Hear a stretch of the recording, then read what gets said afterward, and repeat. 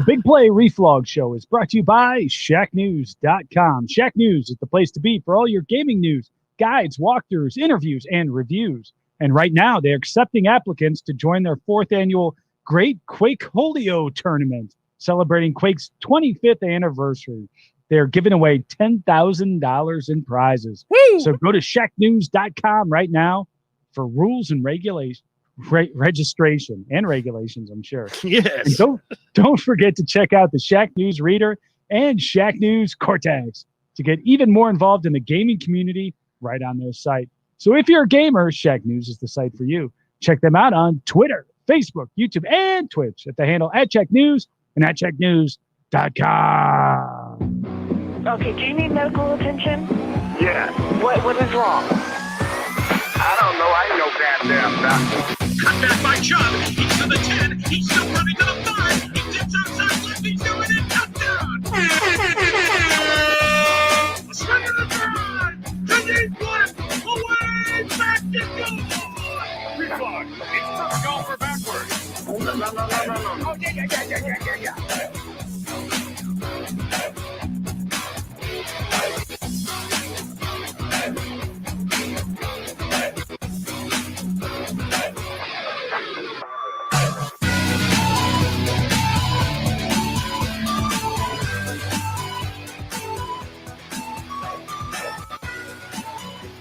Welcome to the Big Play Reflog Show. Today is Monday, June 7th, 2021. It's the late night episode, 10 p.m. I am your host, Big Play Dave, alongside my main man in the Labatt hockey jersey, Mr. Chris McNeil. How are you, brother? Had a big weekend, Dave. Did you now? Yes, I blacktopped my driveway in 85 to 90 degree temperatures here in Ohio. And it was fantastic. I'd never done that before, got it done, took me 2 days. I just about passed out about 3 times, but that was a good weekend spent right there. Blacktop in the driveway. That's some poor planning right there. Well, or good planning, because then it dries very quickly. I mean, it was all by design, but still sucked. Let's check in with the verified one, Mr. Nick Padone 12. How are you, sir? I'm good. Yeah, I celebrated my first weekend of having a blue check on social media, so pretty cool. I didn't think you were going to show up. I thought you'd be like 15 minutes late, go all diva on us. No, I'm here. I wouldn't miss it for the world. All right, we got a good show for you guys. Thanks for tuning in this late night edition. We're going to kick it off with Power Rank Monday. We're going TV. Originally presented by Labatt Bloop. So top 3 best TV characters. I moved that just to comedy. Top 3 overall is way too hard. You can't have like Walter White with someone in comedy. It doesn't make any sense. That was the first person I thought of. Walter White? When you went from and moved it. So this list was only comedy. It was like, wow, you miss a lot with like the Walter Whites of the world. Yeah, that's way too big of a list. That's right. So we're going to do that. Get your top three characters in comedies on TV. And then we're going to get into some more TV. We're talking with Simpsons director and animator David Silverman, who's been there since the beginning. So Simpsons fans, if you have any questions you want to ask live, get those in the comments as well. And Dave, I'm pumped about this one. Simpsons was so huge. You're about my age, mid-90s Simpsons. It was untouchable. It was so awesome. And it was very life-forming for me. I mean, it really did give me some of my wherewithal. Was straight out of The Simpsons, and I steal from them mercilessly to this day. So I'm excited to talk to David. Just like a lot of other animated series. Right. All right, then we're going to get into our Cleveland sports headlines, brought to you by TSE Cleveland. They're going to help us give away an 8x10 photo of Brian Sipe. Really cool photo, too. Yeah, it is. So we will give that away here live on the show, and then we'll wrap it up with the best and worst tweets of the week. Let's move into some Power Rank Monday.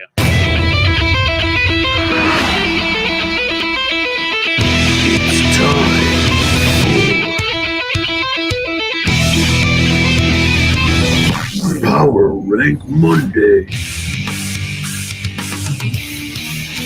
Power Rank Monday brought to you by Labatt Blue. Make the switch to Labatt this summer. Labatt Blue, Blue Light, seltzers, and lemonades. They're all awesome. Available at your favorite bars, grocery stores, and beer stores. And we're going to give away some free stuff all summer long. Anyone who takes a picture of themselves enjoying a Labatt Blue, Labatt Blue Light, seltzer, lemonade, whatever you want, and tweets it out, tagging us, Big Play Reflog, tagging Labatt Blue, Labatt USA, I believe. Yep. Automatically entered to win all summer long. So you're drinking a Labatt Blue, take a picture of it, tag us. You're entered for every single contest that we're going to be giving away this summer. And in honor of our guest tonight, we are going top 3 characters in comedy. I'll kick it off. Number three.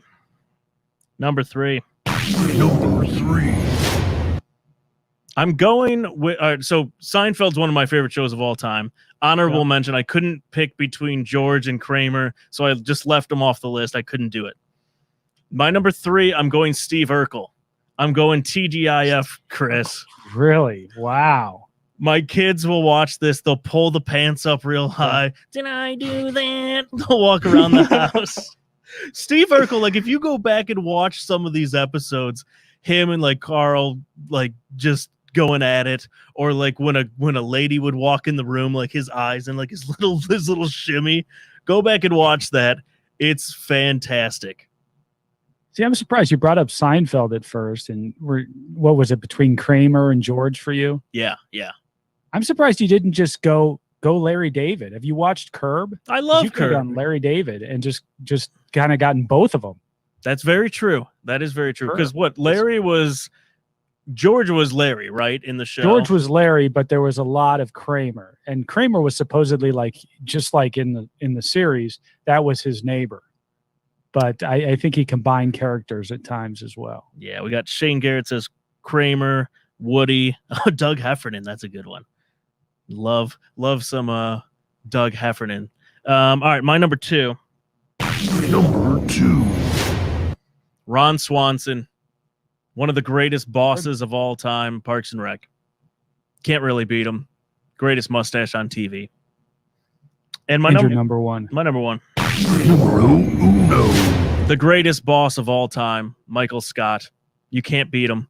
There's no one that could be higher on the list than Michael Scott. Even the British version. No, God, no. I had a lot of people, No. a lot of people want to get snooty on this when it comes to The Office and say, well, the British version is actually better. And I've seen the British version. It's fine, but I feel like it's not even our version close. better. Yeah. Ricky Gervais he's a funny guy, but yeah. No, this way better. Michael Scott's by far the best. Me and Nick, before the show was starting, we're talking about our favorite episodes of Michael Scott. And Chris, do you remember the one where he buys the flat screen TV? He's like, I love this. Really I love this TV. And him and Jan fighting, and then she plays Yes. the song with Hunter.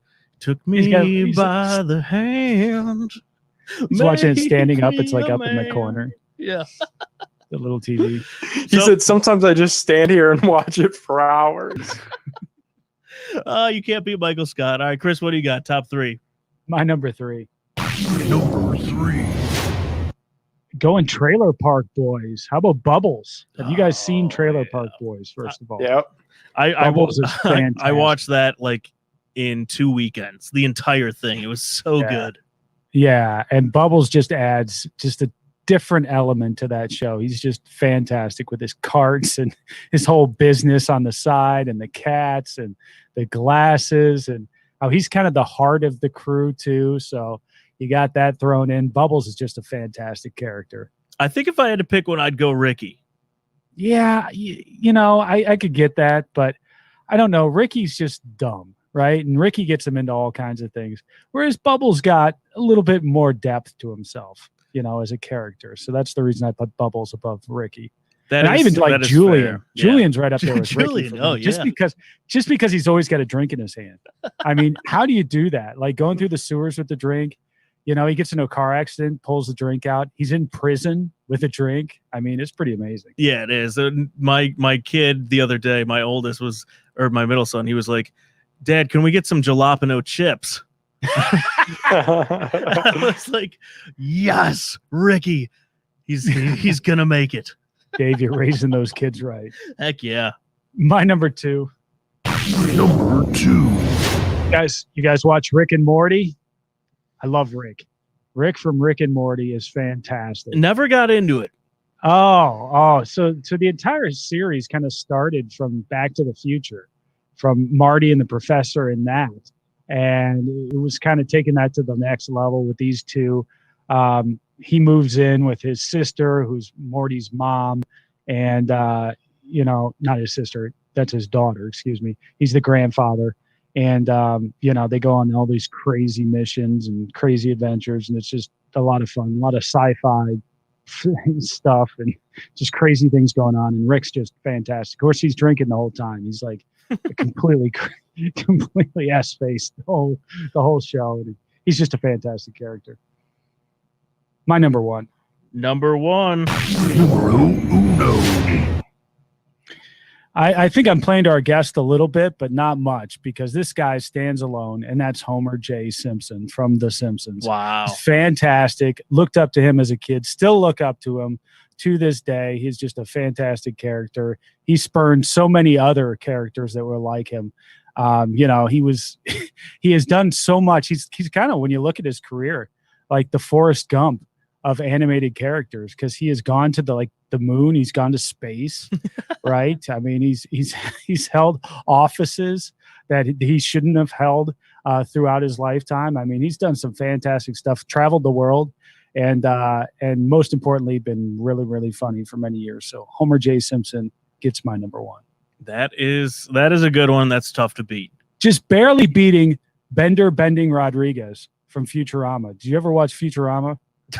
Like a long time ago. Is that? Oh yeah, that's not it was a still on, spinoff is it? of The Simpsons, and the Bender Bending Rodriguez was the robot from that, and he was fantastic as well. Wow, we got an Ari Gold mention out there. That's a good one. Some 2.5 Men, How I Met Your Mother from Ed. Nick, what do you got? Alrighty, let's go. My number 3. Number 3. Dave, somebody in the comments mentioned 2.5 Men. I'm staying on brand for my number 3. I'm going with Charlie Harper. Hilarious character. Charlie Sheen is, super funny. Obviously kind of has a strange cult following in Cleveland because of Major League. But Oh yeah. Charlie Harper in 2.5 Men is a hilarious character. And that He's show just playing himself, right? Yeah, exactly. It's kind of like Larry David in Curb. It's the same thing with Charlie Harper. Yeah, and it's like so genius because they pair him with Alan, who is just like the nerdy brother that has nothing really good going for him, and Charlie is just kickback Joe Cool, always has a drink in his hand and a girl by his side, and like everything's just going great for Charlie Sheen. So that had to be my number 3. Love it.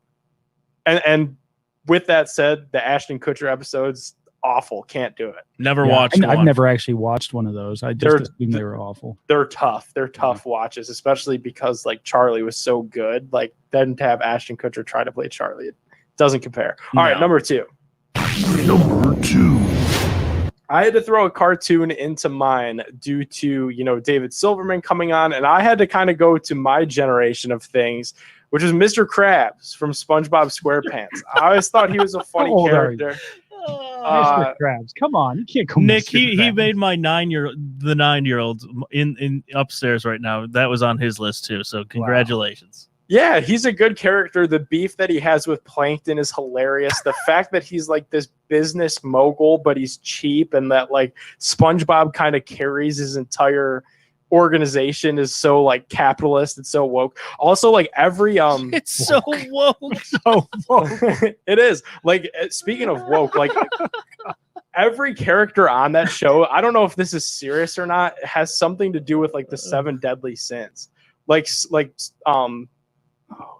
Patrick is sloth, Mr. Krabs is greed, like Plankton is envy or whatever. Like all the main characters, he's like like where you're overjoyed, like when you're so in denial because you're like going crazy. I could pull up the list. It's a pretty common thing. I'll take your word for it. Yeah, but yeah, supposedly all the characters are based off of the 7 deadly sins. That's why they're all kind of so polar opposites and so unique in their own right. Is being too woke one of those?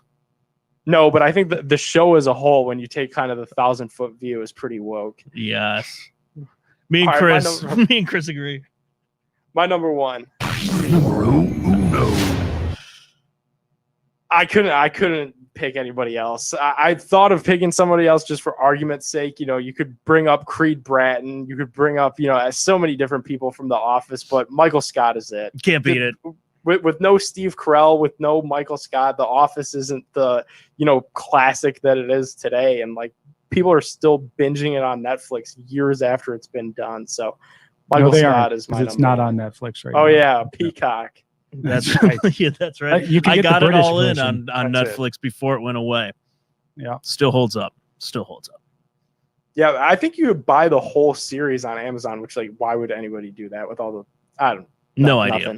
But yeah, for like not that expensive, like the DVDs you could just own. Yeah. All right, that was Power Rank Monday presented by Labatt Blue. Go drink some beer. It's time for our featured interview of the night. We're going to talk some Simpsons. Chris is ecstatic. I'm pumped. He is ready. All right, we will be back here, and I'm going to do it in 25 seconds, Chris. No, you won't. 25 seconds. All right, 25 seconds.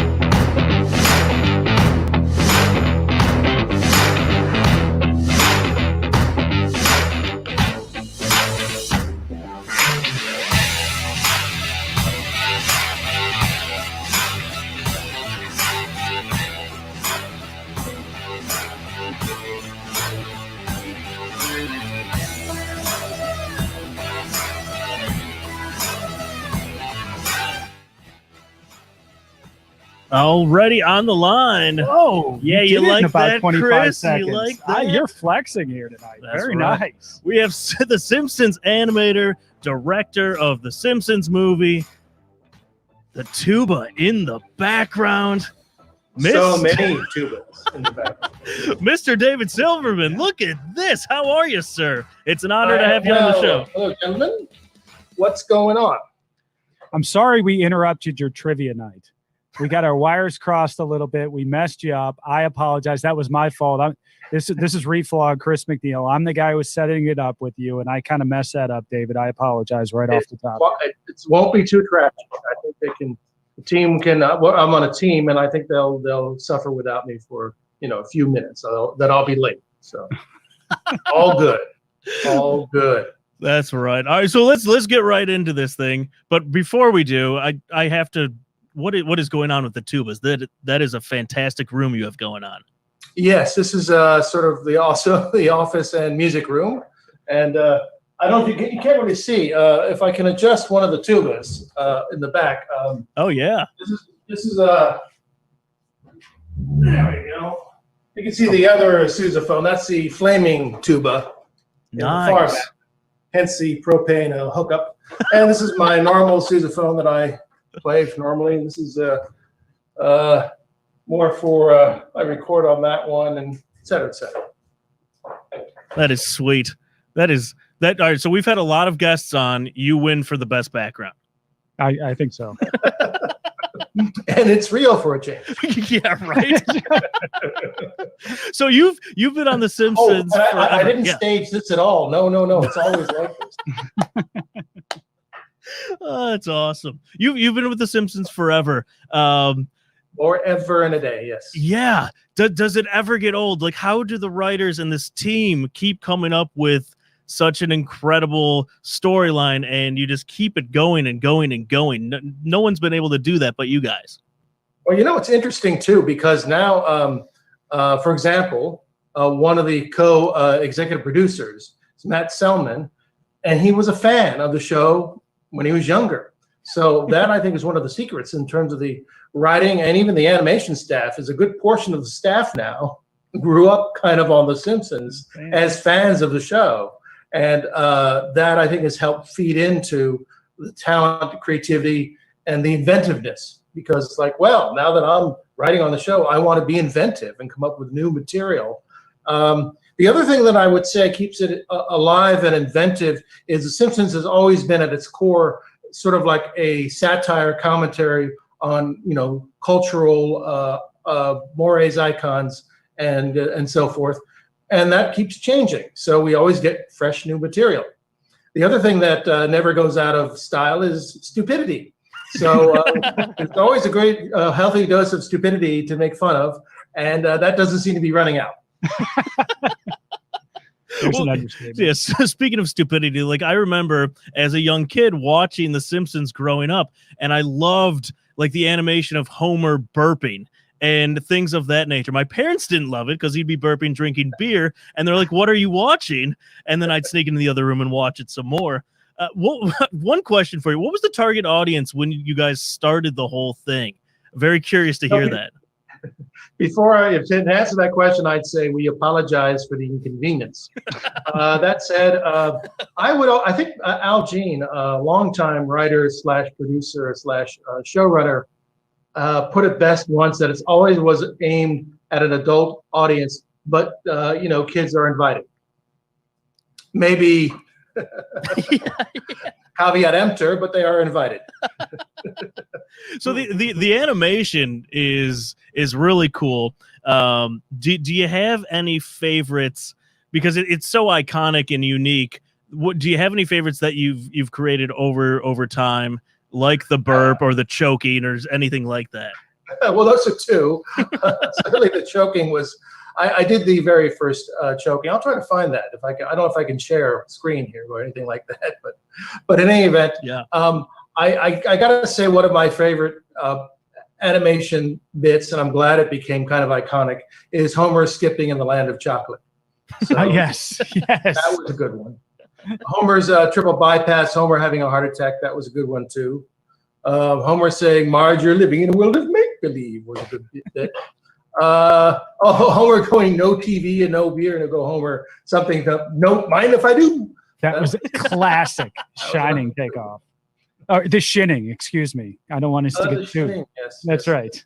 Now that was directed by really great artist, storyman, and director Jim Reardon. But he said, "Dave, I think you should animate this." So that's great.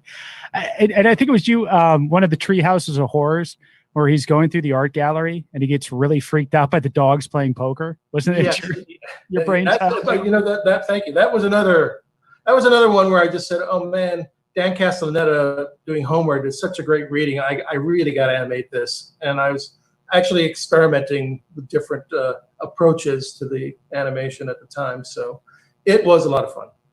That's one of those I vividly remember. And every time I walk by one of those photos anymore, I always think of that episode right there of Homer just getting freaked out by the dogs playing poker. It is pretty scary. Right. And then the other one that you did is where I forget the episode name, but where they get all the sugar. And then Homer has that fantastic speech about how life and crime works with the sugar. That was another a situation. I think Mark Kirkland said, "David, I think I need you to animate this one," and so I did, and I had again a lot of fun with that too.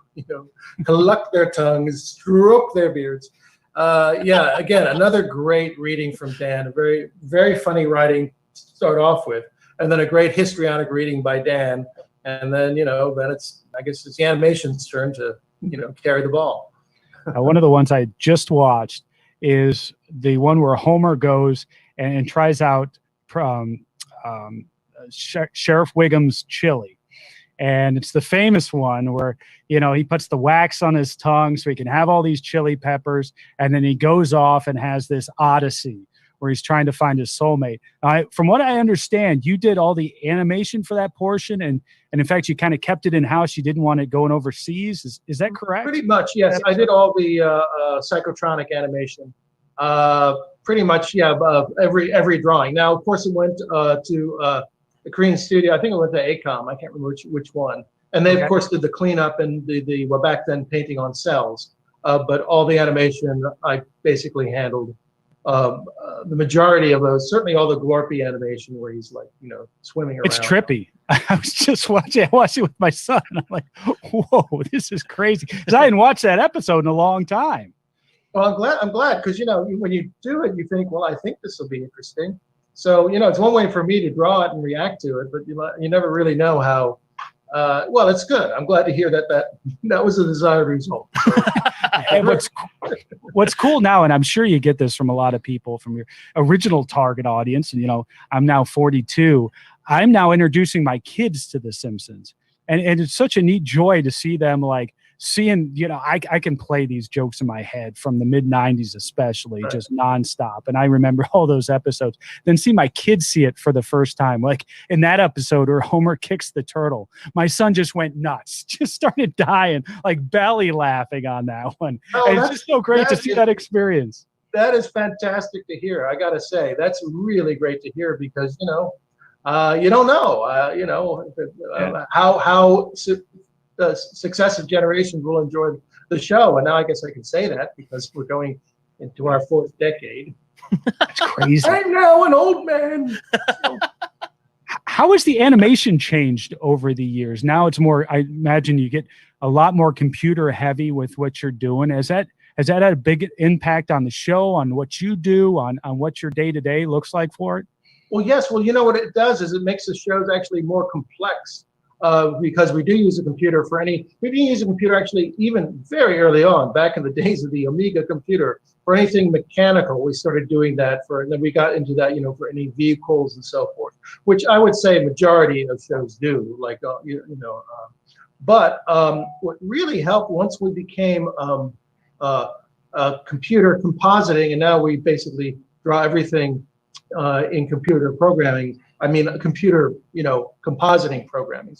It allows us to be more sort of cinematic in terms of using the camera as it was physically moving through space, so we can give that what we call parallax shift, where the background moves, at a different rate.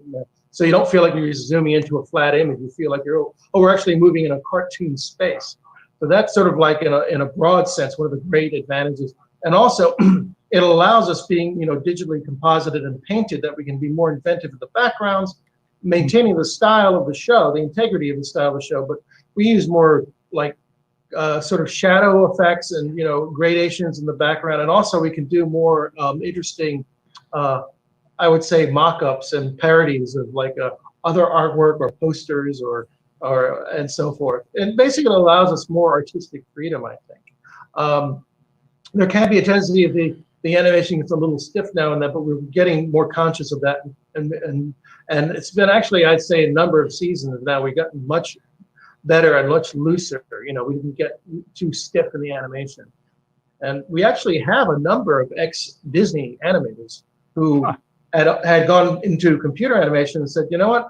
I want to go back to the drawing board. I really want to go back and do, animate drawings. And so very interesting that has come about, That's and right. then of course now we are owned by Disney, so there's that too. Yeah, I was going to say, and that's where you find all the episodes nowadays. Exactly, of course. And people say, well, how did you predict that? And I say, well, I don't know if it was prediction. Maybe it was a suggestion. I don't know. Maybe Bob Iger saw that episode and said, oh, it's not a bad idea. Maybe we should buy Fox. Yeah. How did The Simpsons become the modern day Nostradamus, by the way? Because it is uncanny, and it's been that way, since even the 90s, people were talking about it. Now with Donald Trump, the rise of him and everything that was predicted from the show, it was like, oh my gosh, you guys are a little bit too on the nose anymore, David. Well, it's a combination of sort of luck, guesses, and then, as I say, I think some of these things were suggestions. I don't know. I mean, they talk about, Lady Gaga being like, we did that on the show, and then she did it in the halftime show. But wait, well, she saw the show. Maybe she thought it was a good idea. So I don't know if that was prediction or, as I say, a suggestion. As far as Donald Trump goes, I mean, if you watch that episode, it wasn't. We didn't physically show him as president. We had a joke about him, but people forgot that in 2000, Donald Trump was running for president. On the third party, the Freedom Party, I think it was called, Ross Perot's defunct party. It was like, it was an easy joke to make. We weren't exactly, we didn't know we were making the prediction. The thing that's really interesting, though, and that kind of sort of scares us, is all the sports predictions that have come true. Yeah. So I don't say about that. I will say that, at the beginning, George Meyer, one of our great writer, co-executive producers, very savvy sports bettor. I mean, one of the very best. I mean, he was responsible for those 3 Super Bowl predictions. When we on Lisa the Greek, where we kept. Wow. I think it was mostly George's. doing. As far as the curling one, I don't know. Oh, speaking of curling, by the way, I just wanted to show you. I don't know if you saw this. Oh yeah, there it is. Fatov. What is that? That's the pin of that Bart makes, the fake Oh yeah. from Homer's driver's license. I don't know if you can see that. Oh yeah, there it is. And it does work, yes. And then so somebody decided at the show, well, we'll make some pins. That's Easter eggs great. all over for the show. Are there any? I'm sure you get to ask this one too. But any favorite episodes that you have, or ones that really stand out to you that you've done that you're particularly proud of, or you think are particularly funny? Is there something that stands out in your career? Ones that really stand out for me, the two that really stand. I mean, I'm very proud of all the episodes I've directed. I'm very happy with them. But I would think that the one that you mentioned was the Treehouse of Horror #4. Yeah. Which was with the parody of Night Gallery, for those who either remember or have seen the reruns of the Night Gallery, of the old Rod Serling show. And by the way, I think those wraparounds were written by Conan O'Brien. But all three of those episodes, I just had a lot of fun with. I thought they were very funny, and it led to a lot of very fun animation. And Homie the Clown, that one was just hilarious. And the writers gave me a lot of credit for it, but I thought Schwartzwelder wrote a great script, and I just thought it was hilarious when I read it. So I guess I kind of saw how best to present it.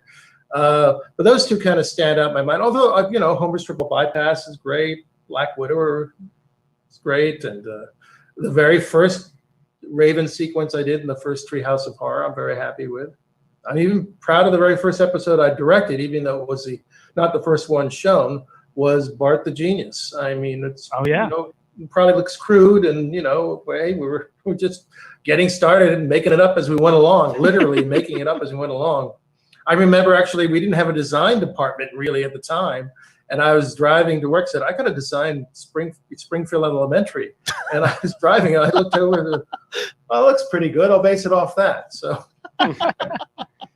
You talked about the predictions and all the things that have come true, and that, it's just kind of based off instinct and things that have happened. And the one thing that you brought up was the sports predictions. Well, we have a few teams here in town in Cleveland, being an Ohio show.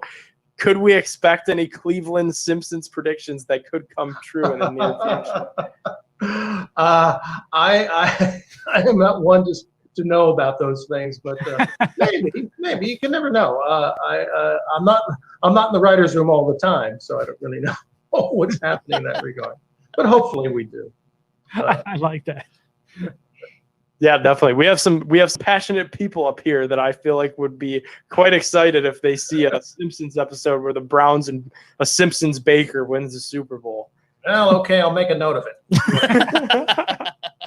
I'm sure he doesn't have to say that to a lot of people all the time. I'll take that note down. But I don't want to have to climb in that time machine again. I don't know. It's a drag. How about the Simpsons movie? I remember, years ago when we were talking about the Simpsons coming out with a movie, and there was always the word that no, the Simpsons is never going to be a movie, never going to be a movie. And I think there were even people inside the Simpsons who were saying that never going to happen. And sure enough, they did have a movie. You directed the movie. How did that come about? And what are your feelings to this day on the Simpsons movie? Well, I think eventually, part of it, I think the way it came about, they said, well, the show will probably be wrapping up in a couple of years. We probably should do a movie. Well, that didn't really happen. So that might have been one of the impetus for the show. Actually, at the time, believe it or not, I did spend some time away from The Simpsons because I thought this couldn't last forever. And I had gotten a call from DreamWorks, and I worked there, and then I worked at Pixar and was co-director on Monsters, Inc., which I'm very awesome. Fantastic movie, by the way. Proud of that. Yeah. It was a great opportunity, and I had a wonderful time there. And but what wooed me back, I was actually considering just staying with Pixar, but Simpsons kind of wooed me back. And one of the reasons that wooed me back was the possibility of a Simpsons movie. So I came back and took over my role as supervising director with the eye of directing in the movie. And they kind of started, I think, writing the script, and maybe they got the idea in 2003. but it took a while to sort of like get to it. Not that they were working on it for like 2 years continuously, but kind of off and on. So by the summer of 2005, they had, okay, this is the draft, and it was, I think it was greenlit basically at that point. And then we basically had a release date of July 27th, 2007. And that was a hard date. And that basically, okay, we're off to the races. And we basically got started. We got it done pretty fast for an animated feature. We started working on it in earnest at the beginning of 2006. So basically within a little less than 18 months, we had the film done. Now, we benefited from the fact that we had the characters designed, and the art direction figured out, the art style, which is a big sort of like hurdle you have to get across when you're doing an animated feature from whole cloth. So that helped us, but it was it was not easy. And you already had your musical number with Spider Pig all picked out and ready to go, right? Exactly. That was a funny day. That was a very funny day.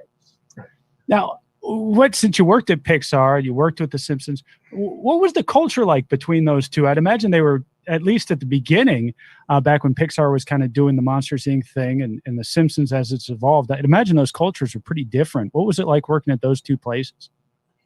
It's so interesting. They were different, but they were not completely different in many respects. I guess that's because you're working with other like-minded artistic people, cartoonists, people like telling stories, people like telling jokes, a lot of creative artists, great designers and so forth. I guess at Pixar, it was a bit more, it was a bigger organization and a bit more, and a stronger structural organization, because you had a very, and to this day, an extremely dynamic and like a sophisticated technology department, coming up with how do you render these things, how do you create these things, how do you rig these things, how do you build these things. And that was very, especially back then, because new things kept coming up all the time. It was the earlier days of computer graphics.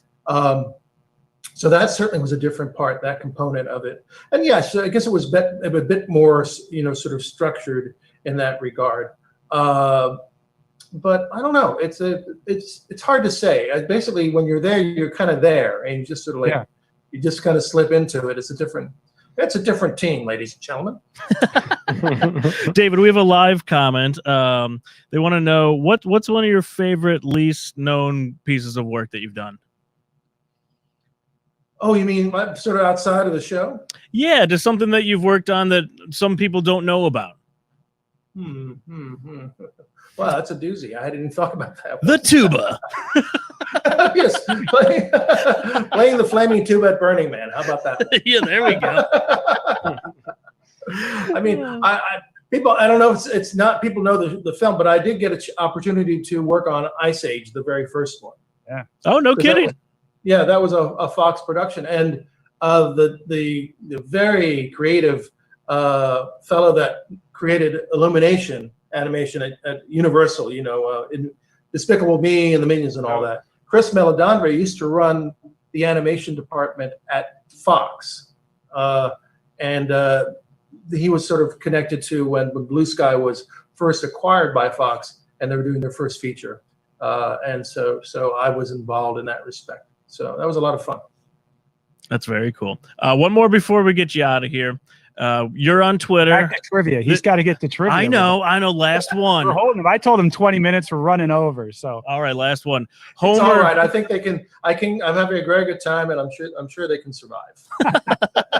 Homer Simpson. He is one of the iconic memes of Twitter, going back into the hedges.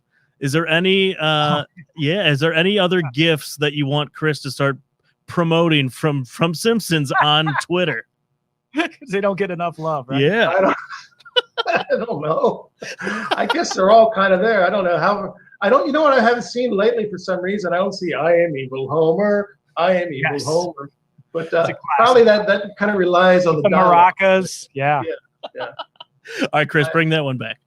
Or maybe he can bring my Homer having a heart attack if something, Yes. if something seems to like, I don't believe this happened, or how could this happen, or do you see that play was terrible? I don't know. Love it. All right, we kept you way too long. Have fun at trivia. Really appreciate the time. We'd love to have you back sometime soon. Oh, that would be great. I enjoyed it very much, my friends, and it was a real pleasure. And let's do it again sometime.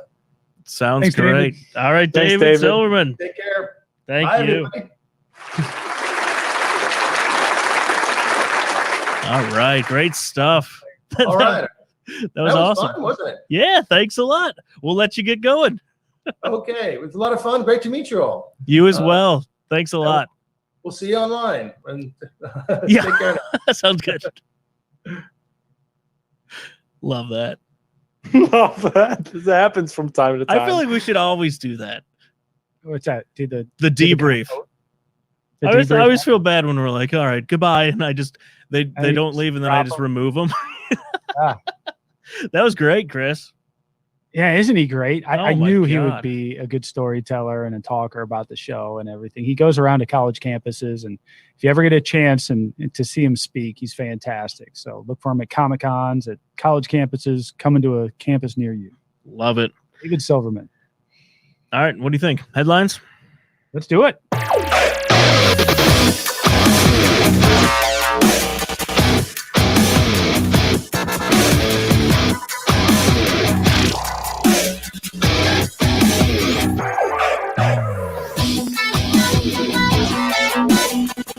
All right, Cleveland headlines brought to you by our good friends at TSE Cleveland. Every week, giving away signed Cleveland sports memorabilia item, courtesy of TSE Cleveland. This week's giveaway, we are going with a Brian Sipe 8x10 photo that we mentioned in the beginning there. Fantastic giveaway item. And the winner of that is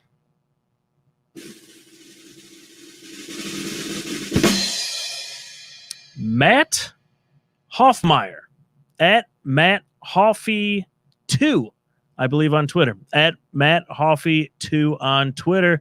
Congratulations.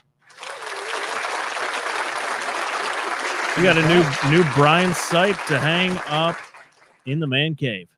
Well done. Go check out TSE Cleveland. Anything you want from them, they have it all. Nick, I know you got the new Jarvis jersey. Chris, how cool is that helmet they sent? Unbelievable. I'm looking at it right now. It's sitting It's there on so my cool. table. It really is. They have great stuff there. Just fantastic stuff. That's right. All right, go check it out.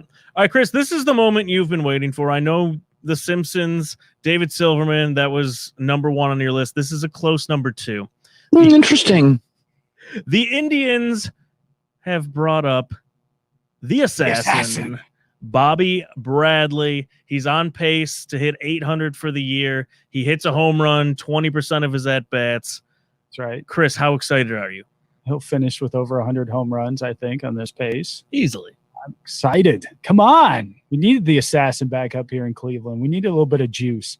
This team needs more than a little bit of juice. If you can't get by the Orioles, you're going to be in some trouble. But having Bobby Bradley certainly helps out.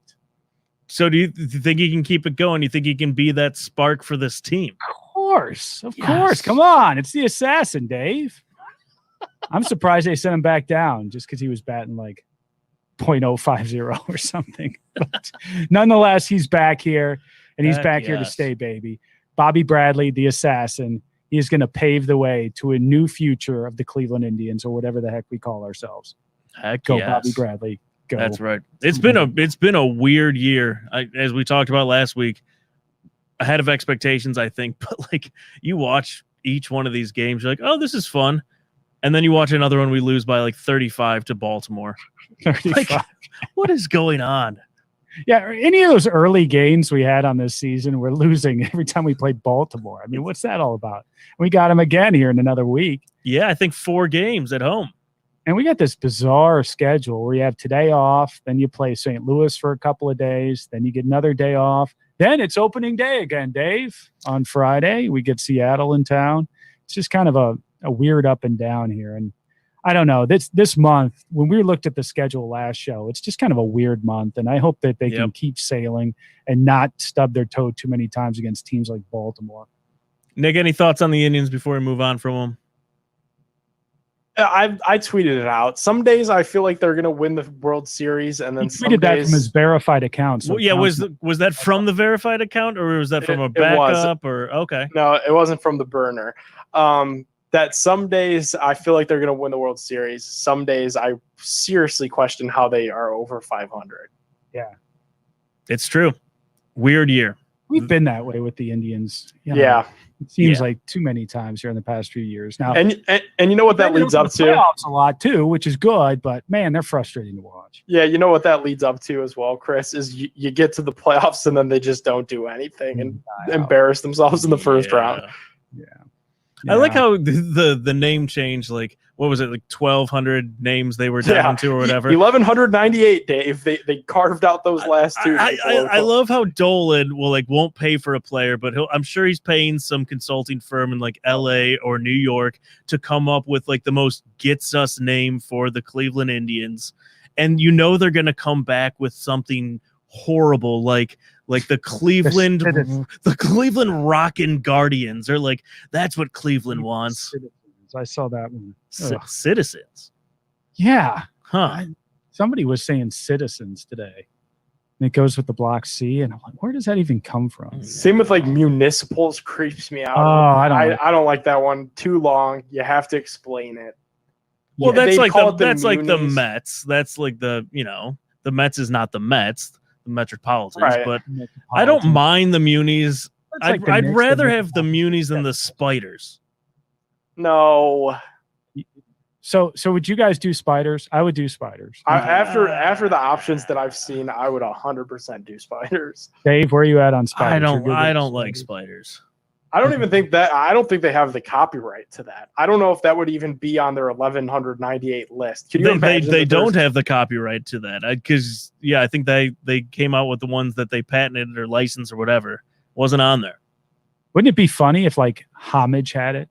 Yeah, they made a shirt from like 10 years ago or something. Oh, that would probably be for the best if one of these local T-shirt companies had the rights to it, because then maybe they could find a mutually beneficiary relationship where they could actually design uniforms that look cool, that people want to wear, and hats and merch that are appealing and not just a block C. That's true. Wouldn't it be weird if they then bent over the team to get made them pay all kinds of money to get the name, and then we could sign even less players, which is the much more likely outcome. That's right. Homage ends up becoming this huge company like Nike or something overnight because they get all this money out of the Indians. Shane on YouTube says their defense has been atrocious lately. Oh my God, has it ever? Bad. I'll tell you. And it's just basic stuff too. I mean, it's hustle plays, it's knowing situations, little things like that. It's like, come on, guys. Like, that's supposed to be our calling card, is pitching and then some defense. Yep. And boy, oh boy, I said it on the last show, with the way the defense is playing right now, I would not want to be a pitcher walking out there because I'm not too confident in the guys behind me. So I know I got to be striking out guys. And that's never a good spot to be in if you're a pitcher. No, it is not. Miles Garrett, maybe he could help out. What's that? Playing baseball cards. Oh, you want to open some cards? Let's open some cards. We got a couple of Dunders packs here, Dave. Let's do them. Hit the music. Oh yeah, I've got the music, don't I? Let's see here. Yes, I don't. Interesting. Would you label those things? Interesting. That's not it. Baseball cards. It's Hey-o. pink. There we are, Dave. The old ball game. Are we going right or left? My right or my left? Here, Dave, which one do you want? I am going to go with your left. That looks my good. left. Yep, which your is left. these cards right here. Yep. No sleight of hand this week. And the first card is Ozzie Canseco. Second card is Jose Canseco. That was brutal. Rachel opened the worst pack of all time last week. She did. And still somehow won. Yeah. Okay, we're starting out with Mike Schooler, pitcher from the M's. Nope. Nice. From the Expos, yes. Expos. Oil Can Boyd. Okay. Boy, that's nice. Mark Grace from the Cubs. Love Mark We Grace. haven't had Gracie come up too often. I don't think we've ever pulled a Mark Grace card. Oh, Rick Honeycutt, Don Carmen. Oh, from your Cleveland Indians, a third baseman, Carlos Baerga. Third base on the Yeah, card. that's what it says. What? I guess he came up as a third baseman. Oh, We must have been that's- stacked at third base then. Yeah, that's a Because, yeah, rare up card. as a third baseman too. I don't remember him playing third all that long. No. If- Yeah, Tomey and Baerga both backed up at third base. And Grover's probably like, you know what? Why don't we put him over there and him over there? We'll put them on the right side of the field, not on the left side of the field. I think that's going to be magic. Yes. That's Jeff a good Ballard, one. Okay. Rick Aguilera, Barry Bonds. This one doesn't count. It's Why one of those does that? Why? doesn't count? Why? Look, it's like a commemorative card. Is it? Commemorative cards don't count. Yes. All yes. right. That's it. Oh, here's another one. This is a Cleveland Indian. He's a Royal at the time, also a third baseman, Kevin Seitzer. That's a good one. Dante Bouchette, Calvin Girardi. Ooh, this is a good one. George Brett George Brett. That's a really good card. and Brian Harvey. So who you like? All right. I'm guessing definitely going Baerga and George Brett. George Brett over Mark Grace. Huh? Ah, no. We got to go Mark Grace. Ah, Well, shoot. Boyd. I I'm- just liked it on the card. Yeah. I will go Mark Grace and Carlos Baerga. That's pretty good right there. Gracie and Baerga. I Not like bad. that. Not bad. I don't know if I'm going to be able to beat that. That was a Let's see good what pick. Third base. That threw me off. Craig Grayback. Nope. Who? Randy Bush. Hey, here we go. From the Dodgers, Oral Hershiser. Ooh, that's a Oh, good also one. Cleveland Indian. Greg Olson. World Series. Wally pitcher. Backman. Bobby Thigpen. That's a painted card, so that does not count. Ed Whitson. Greg Jeffries. I'm running out of cards. Uh-oh. Mariano Duncan. You only need one more, though. Kevin Brown. Nope. Oh, another painted card. Ryan Sandberg. No. Randy Myers. Oh, here we go. Here we go from your Cleveland Indians. Alex Cole. Remember Alex Cole? Alex Cole. I thought you were going to go way bigger than Alex Cole. Alex Cole was fantastic. Center fielder. It just says outfield on here. He was all right. He was good. Jose Lind, Tony Phillips. So I've got Oral Hershiser and Alex Cole versus your Mark Grace and Carlos Baerga. Nick, we're going to flip it to you. Who is this week's winner? This is the closest it's been in a while. I'm going, however, with Cleveland icon, no offense, Chris, and your guy, Carlos Baerga. Alex Cole? Oh, Yeah. another loss for me. I'll That was take a it. close one. That was Baerga is a good pull. Mark Grace is a good pull. That was a good match. Baseball cards. Congratulations, Dave. Thank you. Another win. I'll take it. All right, let's get back to headlines. Myles Garrett, he's done playing basketball. Kevin Stefanski has retired him. Do you worry about this, like in the off season, like people doing crazy things, like the Scottish Hammer skiing in his shorts? Does any of that stuff like make you nervous that someone's going to get hurt, or you don't care? Yeah, Yeah. absolutely. I mean, heck, that's the whole reason A-Rod went to the Yankees. Remember that? Boone was playing basketball. I think it was Yeah. basketball, and hurt his ankle. And then they went and signed A-Rod after that. And then Boone ended up playing for the Cleveland Indians. So, I mean, it's little things like that they certainly can happen. How about them all playing softball all together? That's for charity, you see. That's right. totally different. But that's like back in the day. We've talked about this on this show where, a bunch of the players would go around and play basketball at local high schools in the off season for charity. Like I saw Michael Dean Perry play at Revere. I think Webster Slaughter was there, and I don't know who else. But there were several players, and it's just a regular pickup game, which just, if these days, if you were an owner of the Cleveland Browns or GM or coach sitting in the stands watching something like that, that'd be just like Chinese water torture to watch. Just so worried that one of these guys would roll an ankle or be out for the season or injure themselves in any way. Millions of dollars on the line there. Nick, you get worried about these players? Yeah, a little bit. I mean, you hear about it all the time. the guy for the Bengals that just got released and signed with the Ravens wasn't even doing anything insane. He was just working out outside of the facility, lifting weights, I assume, and running around, and ruptured his Achilles. That's wild. So, I do worry, and I think it's for the best. It's crazy. Sometimes they write that into these guys' contracts. All the time. Yeah, Patrick Mahomes has that in his contract. I know for a fact. He can't do anything for the next 10 years besides play football and sit around. Yeah. Remember that player that can only came up? catch up. It came up as a rookie, and they were playing in an NFL event, and it was like one of those quarterback challenges, and they did it on the beach, and they were playing beach football, and the guy wrecked his knee before he even played it down in the NFL and was just done. It was Boy. like a first-round draft pick. Oof. I mean, just horrible stories like that. You hate to see that happen, but Yeah. it scares me. It scares me, especially when you saw how he was playing. I mean, Miles was trucking, man. Yeah. He's good. When He's he really trucked good. that dude and just threw him off. I mean, he was really playing. This wasn't just set your feet, Yeah. throw up a hook shot, distribute the ball. He was really getting into it there. I am pumped to see him hit a softball. I think he's going to bomb it. Nick, that's coming up Saturday. Jarvis Landry's celebrity charity softball event. Who do you like for the MVP? The list keeps growing. OBJ announced he's going there today. Baker, Miles, Njoku. I think Kareem Hunt's going. DPJ, Denzel, Jedrick, Bernie, Mac. It's a long list. Who do you like? Darius Garland. Yeah?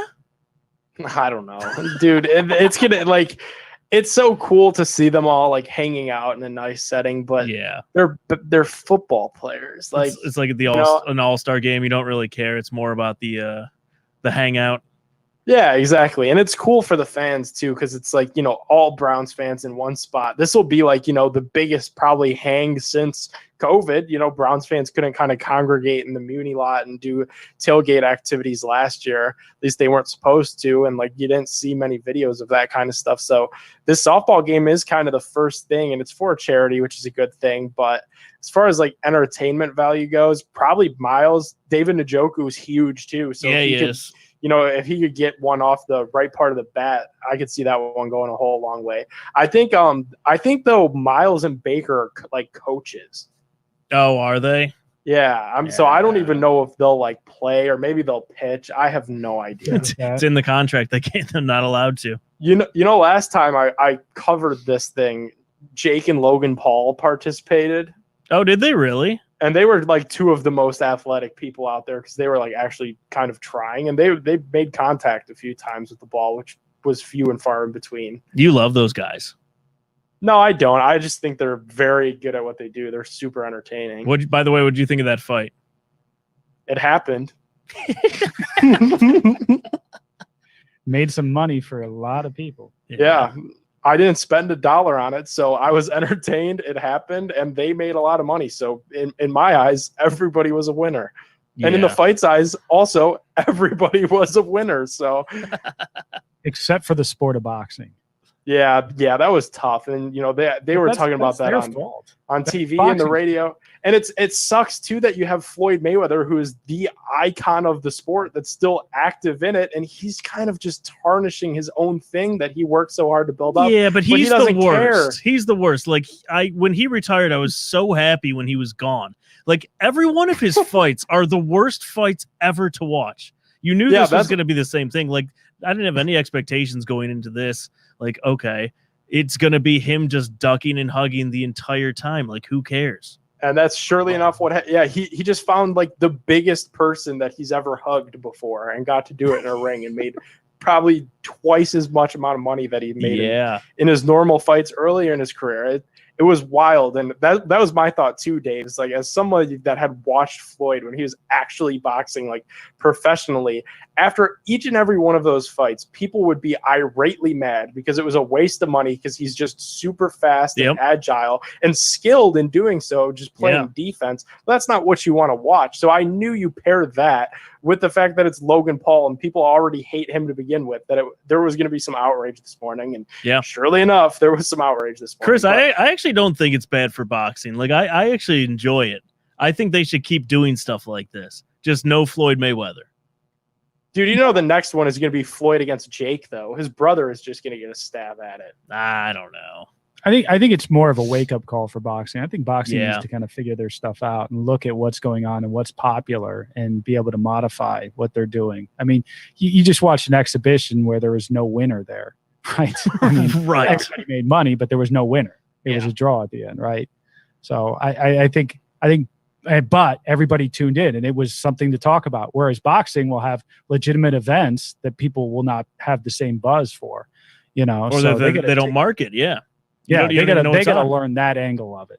So do you think the solution is you just have Jake and Logan Paul fight whatever kid on TikTok wants to get in the ring with them, or then just somebody get like seriously hurt? Because that's the next component. Is like Jake Paul wants to fight anybody that'll listen to him, but he's actually huge and trying at this, and at some point somebody's gonna get hurt. Yeah. It's weird. I'm glad it's not me making that decision. Right. I just don't want to see Suryat get hurt. So Big play boxing. that's right. Don't worry about the boxing. I got him in chicken wings. Yeah, you do. That was awesome. Call him out. Heck yeah. We'll live stream that Great heat sucker. from Quaker Steak and Lube. Nick, I'm sure me and Chris haven't really watched a whole lot of basketball, or at least How I do you haven't. know that? who are we rooting for? Where are we at? Again, Dave, basketball is also happening.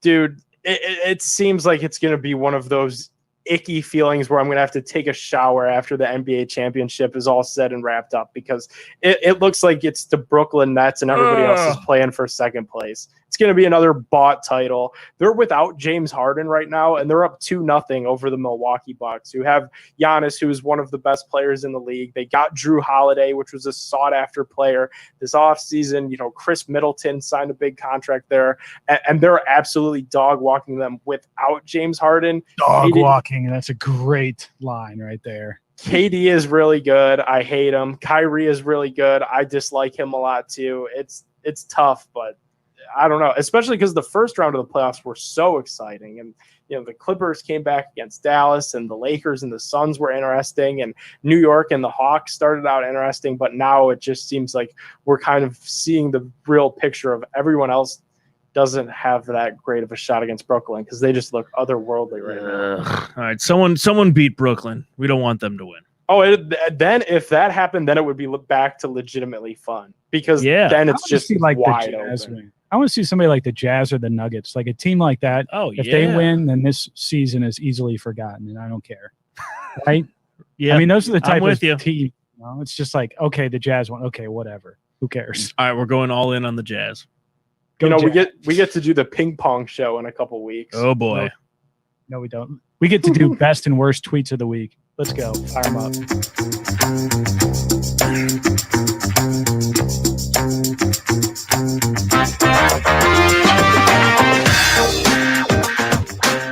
All right. Best this week, I am going with our guy Hollywood Higgins. I've never seen this before. This is insane. Noodling season. Wasn't sure what noodling was, but he has 2 fish attached to his arms here. And so Higgins went noodling, caught a couple huge catfish. You've never heard of noodling? I've never heard of this. And this is He's where done it before. you stick your arm in a hole and you let the catfish bite your arm, Like you're a big worm. and then you just pull it up. Right. That is so weird. Yeah. Come on. All us country boys do that. Never heard of it. That out here in Granville all the time. What a weird thing. Cool. That's awesome.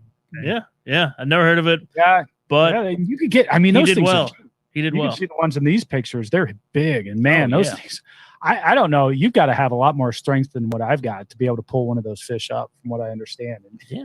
boy, that's good eating right there, Dave. Hollywood What happens Higgins. if you can't? Then your arm is in a hole with a fish lashed onto it. That's what I'm saying. Like, You're not catching a football. I That's don't- a problem. I don't like the water. Like, I remember we were on vacation one Nope. time and there was like whales around the boat. We were on like a Nope. little adventure type thing. Really? And they're like, put your head down and look at the whales. I was like, no, they're going to eat me. Like, not even like, I'm just going to die. Like, if I put my head there, they're going to be right there. The Orcas. I don't like that stuff. Cleveland Orcas. The Cleveland Orcas. Should we write it into Hollywood's contract? Like No Miles- noodling? Yeah, no noodling, dude. Yeah. I don't like that. No at all. basketball, no noodling. Yeah, Bad optics. Let's get these guys to OTAs. I'm starting to get a little freaked. that's right. Nick, you know what else is bad optics? Let's do it, Chris. This tweet from Skip Bayless. Skip says, why the Clippers comeback was even greater than LeBron's in the 2016 finals, now on Undisputed. And he was about to make that case. That is absurd. Even for Skip Bayless, that is absurd. Calling the Clippers coming back from down 0-2 more impressive than the Cavs coming back from 3-1, as we all know, back in 2016. That is the dumbest thing I've read all week, and it may be in the running for the dumbest thing I've read all year. Skip Bayless, you have our worst tweet of the week. You have lost a step. Horrible. Nick, send us out of here. What a show. What better way to end out than a Skip Bayless meme? Feels like that's an evergreen way to end the show if we really wanted to. Huge shout out to Shaq News. Go check them out, shacknews.com. Big thanks to Labatt Blue. Make the switch. Labatt Seltzers. Dave and I were drinking them all weekend, it felt like. Delish. Super good on a nice warm day, finally heating up in Ohio. Grab yourself a Labatt. Be on the lookout next week for our giveaways with TSE, Cleveland Total Sports Enterprises. Pick up signed jerseys, helmets, so much more for Big Play Reflog Show. Chris McNeil, Big Play Dave. I'm Nick, and we will see you guys next week. Thanks so much. Verified Nick. Verified Nick. See ya. Need medical attention? Yeah.